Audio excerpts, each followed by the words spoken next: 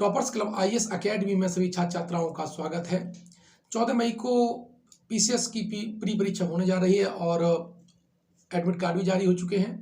तो अब आपके पास समय 10 दिन का बचा है और 10 दिन की रणनीति आपको कैसे क्वालिफाई करा सकती है, आपकी गलतियों को कैसे दूर कर सकती है, आने वाली बाधाओं को कैसे दूर कर सकती है, इसके लिए मैंने ये वीडियो बनाया है। देखिए, इसमें आज का जो मेरा प्रमुख तथ्य है वो है आपका करंट अफेयर्स है।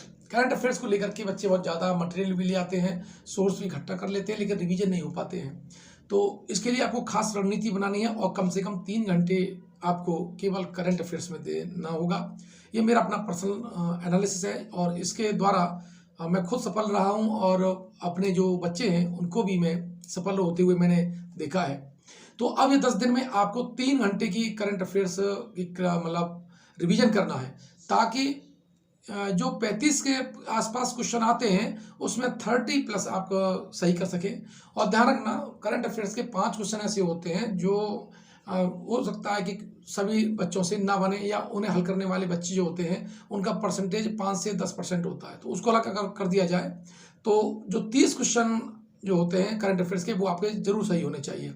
इस साल वैकेंसी कम है और कट ऑफ जाने की कट ऑफ ऊपर जाएगी, तो आपको एक रणनीति ये करना चाहिए कि आप 95 और 100 के बीच में किसी तरह से आप अपना स्कोर कारपीट करके ले आए।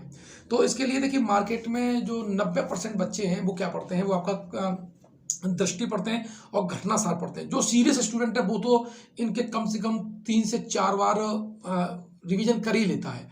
तो यहाँ से अगर कोई प्रश्न बनता है और वो आप गलत कर देते हैं तो आप कंपटीशन से बाहर हो जाते हैं। तो ज़्यादा किताब मत लीजिएगा। मार्केट में दोनों यानी घटना सार भी आ चुकी है और ये एक आई वाली जो आपने देखा दृष्टि है, ये घटना चक्र की है, ठीक है, इसको ले लीजिएगा। अगर आपने इसको अभी नहीं लिया तो तुरंत ले लीजिएगा, ध्यान रख लीजिएगा, अगर ये गलती मत कर लीजिएगा।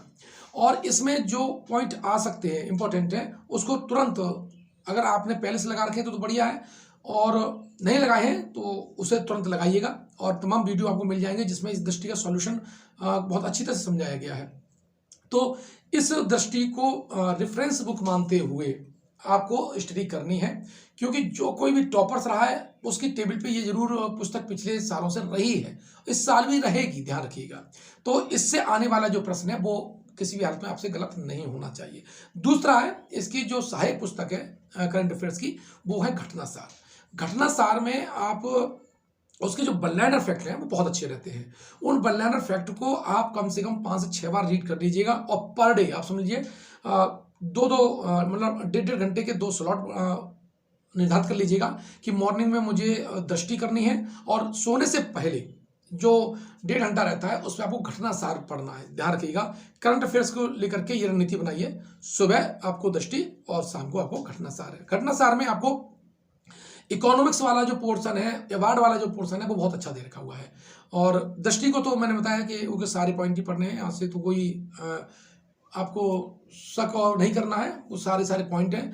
और ये पॉइंट कैसे सेलेक्ट किए हैं, अगर आपने पिछले 5 साल के पेपर का करंट अफेयर्स का ट्रेंड देखा होगा तो किस तरह से क्वेश्चन पूछ रहा है, वैसे ही आप दृष्टि में खोजने की कोशिश करिए कि जैसे वहाँ प्रश्न पूछे गए हैं वैसे आपके पॉइंट के नीचे आपने अंडरलाइन किया है या नहीं किया है, या उसका शॉर्ट नोट बनाया है या नहीं बनाया है।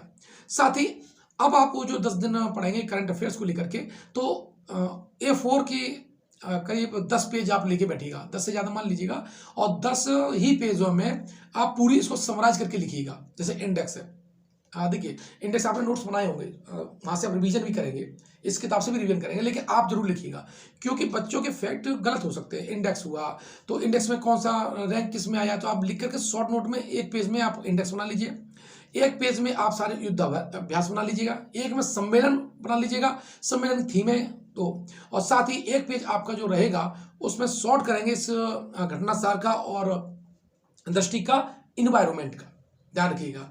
और अभी हाल ही में जो सम्मेलन हुए हैं उनका भी 1 पेज बना लीजिएगा। कुल मिलाकर के इन दोनों किताबों से आपको वो पॉइंट जो आपसे गलत हो सकते हैं, ये आपको याद नहीं है, उन 10 पेजों में लिखने की पूरी कोशिश कीजिएगा।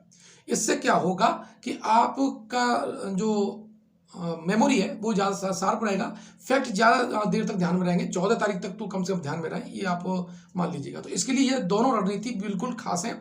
आपको 10 पेज पे इन दोनों की समरी उतारनी है। साथ ही इस बीच में होता क्या है, कभी मन करता है कि मैं ये किताब पढ़ रहा हूँ, इसमें आपने पढ़ी इतिहास रिवीजन कर रहे हैं, तो कहेंगे मेरा भूगोल छूट गया है, तो आप पूरा तरह से इतिहास नहीं करते हैं तो और भूगोल की तरफ चले जाते हैं।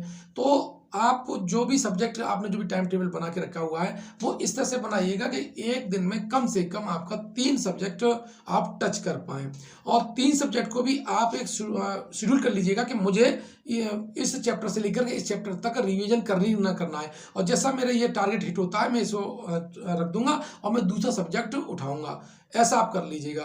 तो इससे क्या होगा, 3 सब्जेक्ट आपका एक दिन में रिवाइज भी हो जाएगा, और प्लस आपका तनाव ये नहीं रहेगा कि मेरा ये छूट गया है। ये सबके साथ होता है, सारे टॉपर्स के साथ होता है। जो भी आपको तैयारी करने वाला छात्र है उसे लगता है कि मुझे याद नहीं है, मुझे फैक्ट याद नहीं है, और वो हड़बड़ाता रहता है। यही आपको लास्ट टाइम में मैनेजमेंट करना है, क्योंकि अगर इस हड़बड़ी में आप रिवीजन नहीं कर पाए, आपका टाइम किल हो गया, या एग्जाम में आता हुआ क्वेश्चन आप गलत टिक कर गए, तो 5-6 क्वेश्चन का जो मार्जिन होता है उससे सीरियस स्टूडेंट भी बाहर हो जाते हैं। ये बात ध्यान रखिएगा। तो ये गलती आपको नहीं करनी है। दूसरी, मोटा मोटा आपको ये बताते हैं कि मॉर्निंग में आप हमेशा फैक्ट या डेट और डेटा है वो मॉर्निंग में याद करिएगा।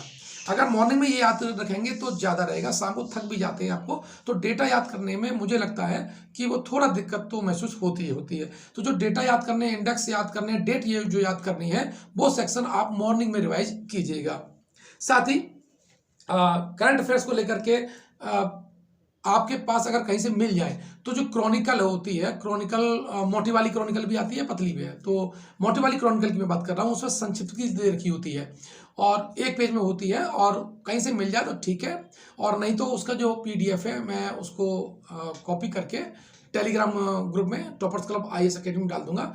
उसकी एक बार रीडिंग एक बार ससरी तौर पर जरूर देख लीजिएगा। और जनवरी से लेकर के अभी तक जो मैगजीन आई है इसमें 1 पेज होगा, और मुझे लगता है कि 4 ही आपको मैगजीन होंगी, और 4 मैगजीन का 4 पेज होंगे, उसको भी रीड मार देंगे तो वहाँ से प्रश्न अक्सर पूछे जाते रहे हैं। प्रतियोगिता दर्पण अगर आपके पास है, नहीं तो आपको यूट्यूब पे कहीं से मिल जाएगा, नहीं तो मैं आपको दे दूंगा, इसमें भी संक्षिप्त भी आती है। तो वो जो सेक्शन है वो आपसे नहीं छूटना चाहिए, क्योंकि अमूमन आयोग चाहता है कि जहाँ से प्रश्न पूछे जाएँ वो बुक्स कम से कम जो गरीब छात्र हैं या शिक्षा से वंचित छात्र हैं उनके पास जरूर होनी चाहिए। तो इस तरह से आयोग भी थोड़ा मोटा बना के रखता है, लेकिन यहाँ आपको ध्यान ये देना है कि जो सामान्य तरह के जो प्रश्न होते हैं, आप मालूम पड़ा कि ज़्यादा हार्ड के चक्कर में पड़े रहे और छोटे छोटे क्वेश्चन गलत हो गए, तो छोटे क्वेश्चन गलत नहीं करने हैं, साधारण प्रश्न गलत नहीं करने हैं। अगर ये आप जो ट्रेडिशनल पॉइंट्स होते हैं अगर वो आप गलत कर देंगे तो निश्चित रूप से आपको हानि उठानी पड़ेगी और आपको 14 तारीख के बाद दुख होगा। तो आप अपने रिवीजन की क्षमता आप बढ़ाइएगा, ज़्यादा से ज़्यादा रिवीजन करिएगा, इस पे अपना फोकस कीजिएगा, क्योंकि बच्चे रिवीजन करते हैं लेकिन की पॉइंट को ध्यान में रखते हैं। तो जैसे आपने कोई डेटा आपको भूल जा रहे हैं तो रिवीजन करते समय देख लीजिएगा कि मुझे ये याद है नहीं है, मन में आप जैसे आपने 10 इंडेक्स पढ़े, 10 इंडेक्स में आपने लगा के पूछा उससे अपने खुद से कि इसका इंडेक्स कौन सा है, अब मन में उसका आंसर सही नहीं आ रहा है तो इसका मतलब आपको वो लिख के देखना है। तो इंडेक्स को लेकर के खास रणनीति ये होनी चाहिए, सम्मेलन को लेकर के खास रणनीति ये होनी जरूर चाहिए। तो ये करंट अफेयर्स को लेकर के आपको कोई केवल 2 रेफरेंस बुक बनानी है और पर डे आपको पढ़ना है, वो है घटनासार और दृष्टि है। बाकी अमूमन आपके पास इन दोनों के बहुत से लोगों ने वीडियो बनाए हैं, आप उन्हीं आप जो टॉपिक पढ़ें और आपके पास अगर समय है तो आप उन्हीं का वीडियो देख लीजिए। तो कहीं ऐसा तो नहीं है कोई इंपॉर्टेंट पॉइंट हो और उन्होंने मार्क किया हो आप छोड़ गए हो, तो ये आपको जरूर देखना पड़ेगा। तो करंट अफेयर्स के लिए तो एक खास रणनीति यही है कि 2 किताब को 100% कम से कम 3 बार आपको रिवाइज कर लेना है, ताकि यहाँ से आने वाले प्रश्न आपसे गलत न हो। निश्चित रूप से आप सफल होंगे, मेरी और हमारे सब लोगों की शुभकामनाएं हैं। और आपके परिवार, आपके जो मित्र हैं और आपका जो खुद का व्यक्तित्व है वो निश्चित रूप से निखरेगा। सभी लोगों की कामनाएं आपके साथ में है। तो पढ़िए लिखिए और स्ट्रेस मत लीजिएगा, स्ट्रेस लेने से आप अपना ही हानि करेंगे। ठीक है, धन्यवाद।